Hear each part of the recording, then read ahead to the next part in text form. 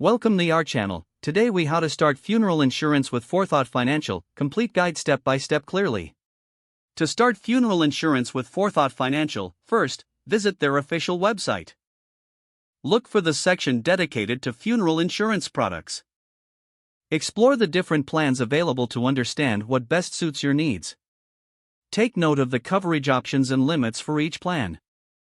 Next, gather necessary personal information, including your name, address, and date of birth. Understand the payment options available to you. Determine if you prefer to pay annually, semi-annually, or monthly.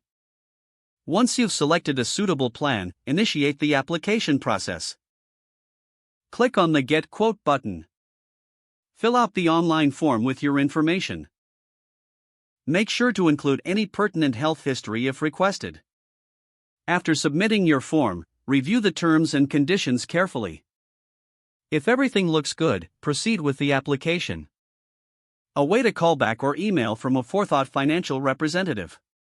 They will guide you through any additional steps, such as verifying information or completing paperwork. Once approved, ensure you understand your policy details, including coverage and payment schedule. Set reminders for premium payments to avoid lapses in coverage. Finally, keep your policy documents in a safe place and inform your family about your funeral insurance plan.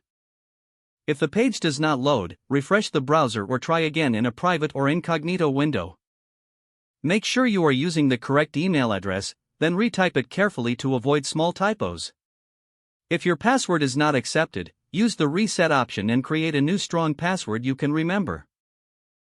Check your spam folder for verification or security emails, then complete any requested confirmation steps.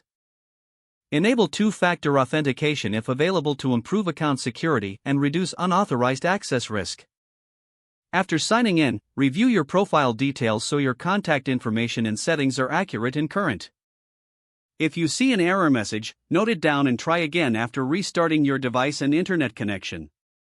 Log out when you finish, especially on shared devices, to keep your account and payment information secure. If the page does not load, refresh the browser or try again in a private or incognito window. Make sure you are using the correct email address, then retype it carefully to avoid small typos.